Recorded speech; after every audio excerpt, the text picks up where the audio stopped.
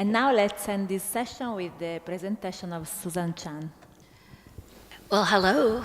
Can you guys hear me? Is that working? Okay, everybody wake up. So I see the room is full of new friends I haven't yet met. Can you just tell me a little about yourselves? How many of you work in museums? And the rest of you in universities or universities? Okay, so mostly museum professionals? All right, so I have nothing to say about project management. I am going to talk just a little bit about a project that I've worked on in the last year that I happen to think is super exciting. I hope that you will think that it is at least a little bit interesting and you'll find something to come and talk to me about, because we're really just sort of formulating the project and thinking about where it will go. If you don't find it interesting, you are at least dry and not outside in the rain. So hang in there with me and we'll see where we go with this, okay? All right. So let's see, how does this thing work?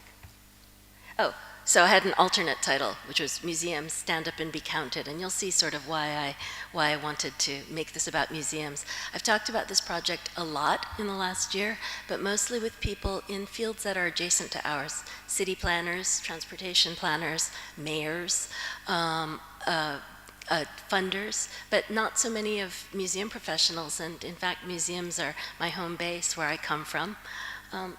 If you were here yesterday, you know that I am the Chief Content Officer at the Museum of Contemporary Art in Chicago. That's a job that I started 2 weeks ago. And I also serve as Museums and the Web's publisher. Until about 2007, I worked at the Metropolitan Museum of Art, which is the other big museum in New York City, and also at the Asia Society and the Philadelphia Museum of Art. You don't want me to talk into this one? Okay, sorry.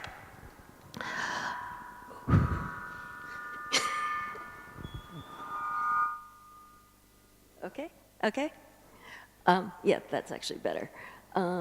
So I actually come from the museum world, but in fact, in the 6 years after I left the Met and until I started work a couple of weeks ago at the Museum of Contemporary Art in Chicago, I got to spend a little bit of time actually thinking about the role of museum content in the networked environment. So I spent a lot of time working on doing work with aggregated information, as well as thinking about the role of museums in the civic dialogue. And I think this is a really important one for museums. We don't spend a lot of time thinking about how we can participate in thinking about the ways in which we inform the life of cities, but that is partially the topic of this conference, and so I thought it would be a nice opportunity to think about that in the context of this research that I have just been doing.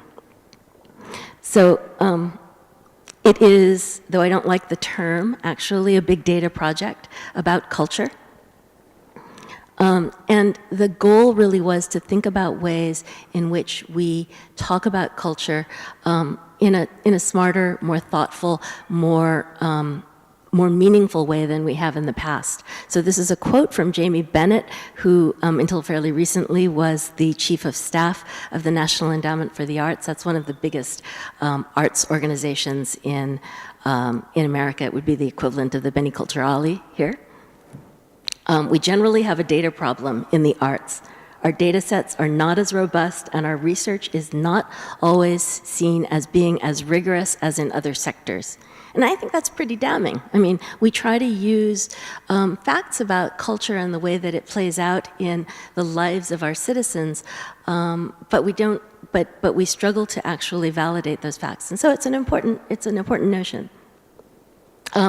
So in the past, and this is true not just in America, but pretty much everywhere we have researched, and we've researched it pretty extensively, culture, the measure of cultural production, has usually been done using very, very high-level indicators. And you'll find this in Italy, and you'll find it in America, and you'll find it in Japan. We count very crude indicators. We count things like the number of people employed in the cultural professions. So that's all of us, and we look at those numbers relative to the number of people who are employed in the building professions, right?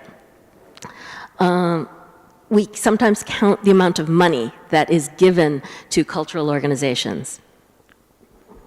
That's really, really common. And sometimes we try to count the number of patrons at cultural events and cultural activities. This one is really, really hard. Some of the ways that we do that are really, really tricky. We ask people how many events they went to last year, how many times they came to a museum. I am personally of the opinion that they mostly lie when you ask them how many times they went last year. Most of these high-level indicators are actually collected not in real time, not in a sustained way, but once a year, and that causes this information, this data, to be not that useful. And it really doesn't, or at least this is what I believe, it really doesn't tell you how a citizen experiences culture. So if you are a person with a family, or you're just somebody who's particularly interested in the arts, these measures are not necessarily accurate indicators of what you might be able to experience in your town, in your neighborhood, on your block. So we were really looking for a way to measure culture block by block, from the ground level. What is available to you? What is available to you that is affordable, that is appropriate for your family, that might be available to you if you have special needs, and what is available to you if you have a particular interest, the visual arts, dance, theater, and the like.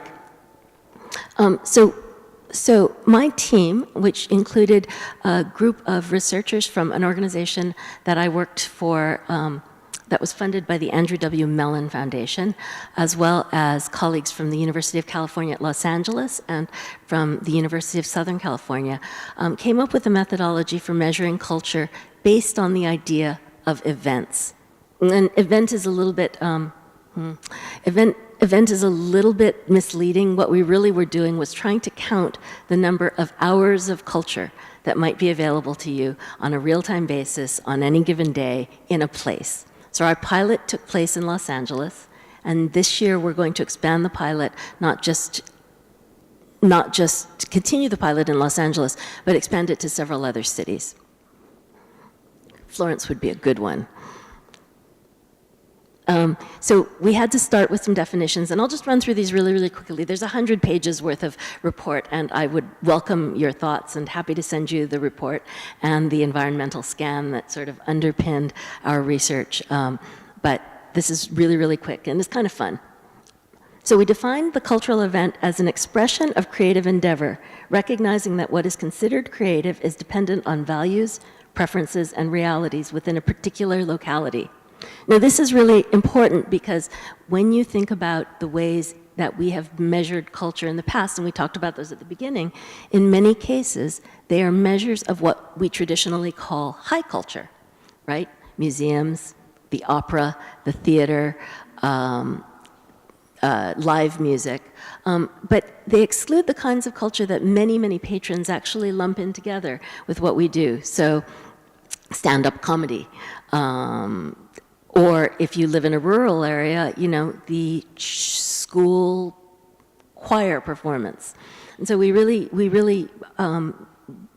developed a methodology in which the locality would actually define the way that you count culture, because what is available depends on what the locality brings, right? So our effort was to cast a wide net. We were looking at not just establishment culture, we've talked about that, but also amateur culture, culture that is sometimes excluded from counts because it is commercial. So, the circus is considered by many people to be a cultural event in some cities. It's usually excluded from counts because it's a for-profit endeavor. These were the categories that we counted, and everything that we counted fit into one of these categories. I've got other up there, but in fact, my librarian field staff were so meticulous that we had no others, which is a good thing when you're actually doing data collection.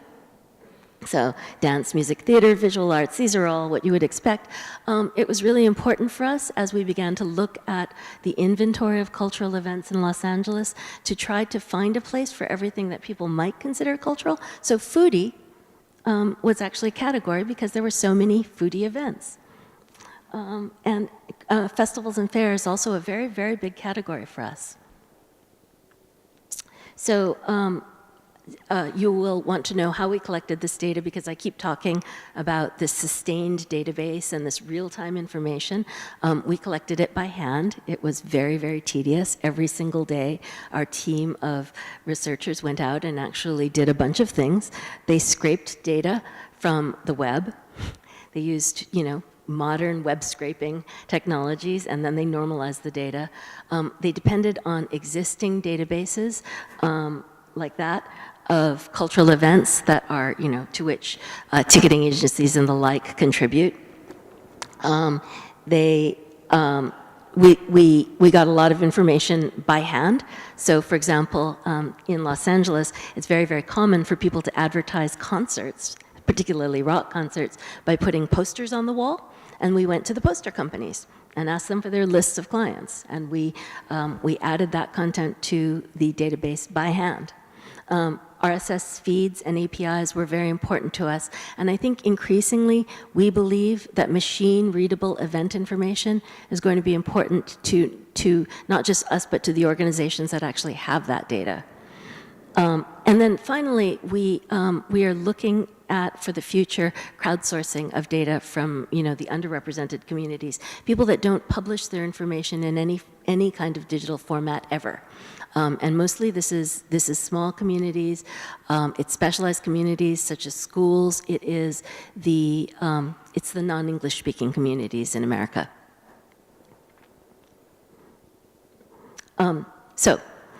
Rob Stein this morning talked to us a little about the fact that, data for the sake of data is not useful to us. And we have to really think about why we do these projects and where, we collect data and we try to use it for various purposes. Our team made a very, very, very long list of the kinds of things you might do with a data set like the one that we are developing. This is my list of the top 5 things that I think might be interesting to do. I think that it would be fabulously interesting, super cool to be able to talk about the ways in which a neighborhood that you might be thinking about living in is cultural, has cultural offerings. And we modeled our thinking about this on something that in America is called the walk score. Has anybody heard of that? No? Okay. So the walk score is a kind of metric for the walkability of a neighborhood. It was developed by people who were advocates for walking as a way of getting around a city, less driving, more green living, and it became a kind of metric that was usurped by real estate agencies because they were very, very interested in telling people about houses that they might buy and how walkable they were. So we think the same thing might work for culture. If you're a young family and you're thinking about where to buy your next home, the idea that yours is a cultural neighborhood with lots and lots of available cultural activities and culture hours is one that we think might be kind of appealing, and being able to compare one neighborhood to the next, something that we really like. We have been approached by travel agencies for real-time map layers. So can we provide map layers that show people who are booking a hotel where they should stay if they are thinking about coming to Florence and going to museums, which are the best hotels for them, right? So this is the visual arts in Los Angeles, and those of us who know LA and are involved in the visual arts, of course, are not surprised to find that the visual arts cluster around the downtown area, which is new, and the downtown folks are very excited to see these maps, Hollywood, and the beach communities out on the west. we have been working very, very closely with municipal leaders in Los Angeles, especially the transit authorities, to try to think about the ways in which our understanding of where culture happens can inform their planning.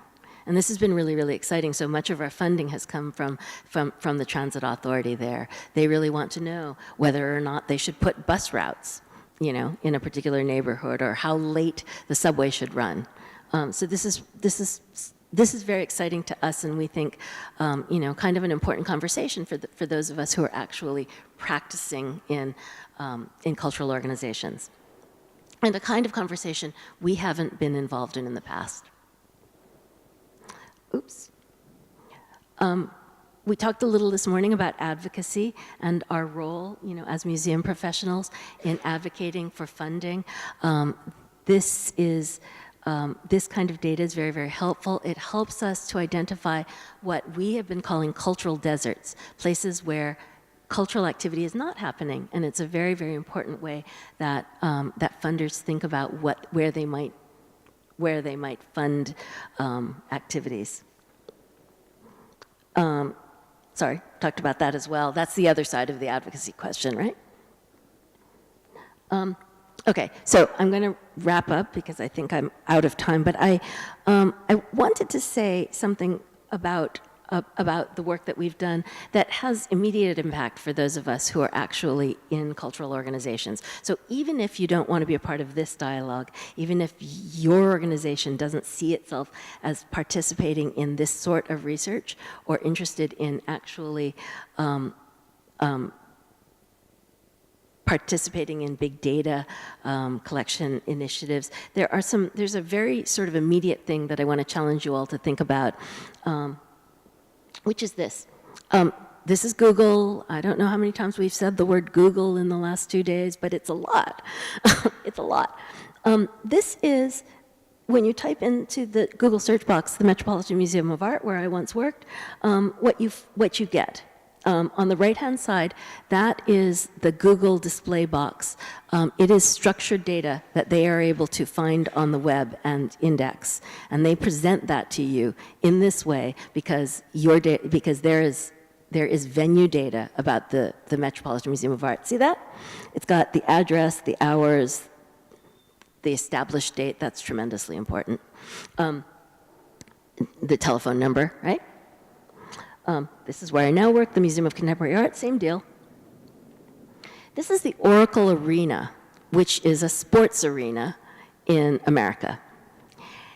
And I want you to notice that down there, underneath that same information, address, telephone number, they have listed the events that are upcoming at the Oracle Arena. Now, this doesn't seem like a really big deal to you, but because the people at the Oracle Arena have exposed their event data in a machine-readable format, that is showing up in this box.